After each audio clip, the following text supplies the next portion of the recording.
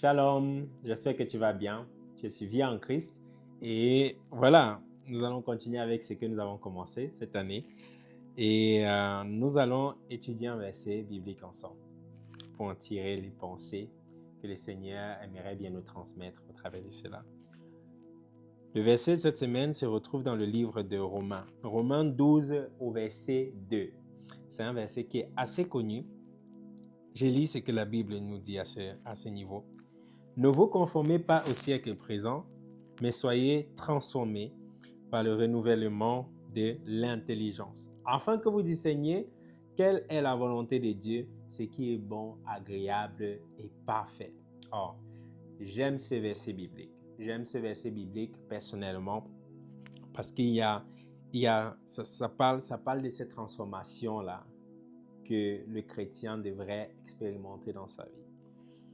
Nous voyons ici la toute première phrase, ne vous conformez pas au siècle présent. Déjà deux choses. Le fait d'être conforme à quelque chose. Et la chose en question ici, c'est le siècle présent. C'est quoi le siècle présent? C'est simplement pas nécessairement quelque chose de tangible, mais c'est beaucoup plus comme un système de pensée, une façon de voir les choses, une façon de comprendre les choses, une façon de faire. Et le verset qui vient avant celui-ci, j'aimerais bien préciser ici, Paul nous demande de offrir nos corps en tant que sacrifice vivant, disant que ce serait là un culte raisonnable de notre part pour Dieu. Alors, il continue maintenant en disant qu'on ne doit pas être conforme au siècle présent. On ne doit pas réfléchir comme le siècle présent. On ne doit pas agir comme le siècle présent. On ne doit pas faire les choses comme le siècle présent. Qu'est-ce qui se passe par exemple dans le siècle présent? Nous avons plusieurs exemples. Je vais venir sur quelques exemples tout à l'heure. Il dit, ne vous conformez pas au siècle présent, mais soyez transformés par le renouvellement de l'intelligence. OK. Donc, il s'agit d'intelligence, comme je disais plus tôt. Lorsque nous ne sommes pas chrétiens, ou bien lorsque nous n'étions pas chrétiens, on avait une façon de penser, on avait une façon de voir les choses. Et cette façon de voir les choses était imprégnée de ce que le monde nous avait communiqué. Maintenant, quand on devient chrétien, la Bible nous encourage ici, Paul nous encourage à laisser que notre intelligence soit transformée, soit renouvelée. Alors, qu'est-ce qui pourrait bien renouveler notre intelligence? Ce serait toujours de se poser la question, quelle est la volonté de Dieu? Et c'est ainsi qu'il conclut ce passage ici en disant, afin que vous discerniez quelle est la volonté de Dieu. C'est ça le plus important. En tant que brebis de l'Éternel, ce qu'on veut faire, c'est sa volonté. En tant qu'enfant de Dieu, ce qu'on veut faire, c'est de le glorifier. Et quoi de plus de le glorifier qu'en faisant sa volonté? Sa volonté. Sa volonté est bonne, sa volonté est agréable et sa volonté, elle est parfaite. Mais pour pouvoir connaître quelle est sa volonté, il faudrait qu'on soit transformé dans notre intelligence. Il y a tellement d'exemples qu'on pourrait prendre. Avant, c'était pratiquement impensable qu'on commence à dire mariage homosexuel, par exemple. Pour prendre un exemple vraiment, vraiment dur.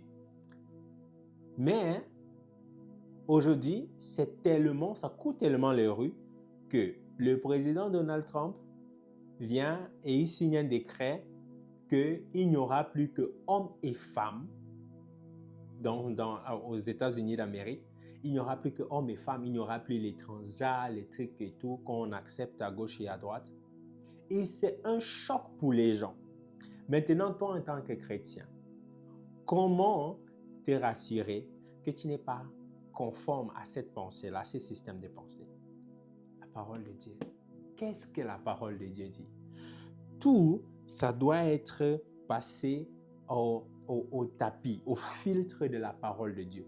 Tout ce qui est pensé, tout ce qui est intelligence qui vient de l'extérieur, ça doit passer par le filtre de la parole de Dieu. C'est par la parole de Dieu que tu sauras c'est quelle la volonté de Dieu, ce qui est bon, ce qui est agréable et ce qui est parfait. À chaque fois que tu entends quelque chose, est-ce que tu as besoin d'habiter d'abord avec un homme avant de l'épouser? C'est ce que le siècle présent te dirait. Ce serait sage parce que là, tu vas essayer d'étudier l'homme, tu vas essayer à gauche et à droite. Ce n'est pas seulement pour l'homme, mais également pour la femme. Juste de comprendre, est-ce que j'ai besoin de faire toutes ces choses-là? Qu'est-ce que Dieu lui dit par rapport à ça? Le siècle présent va par exemple te dire, oh non, si tu ne te masturbes pas, tu vas avoir des maladies bizarres, tu vas avoir des choses.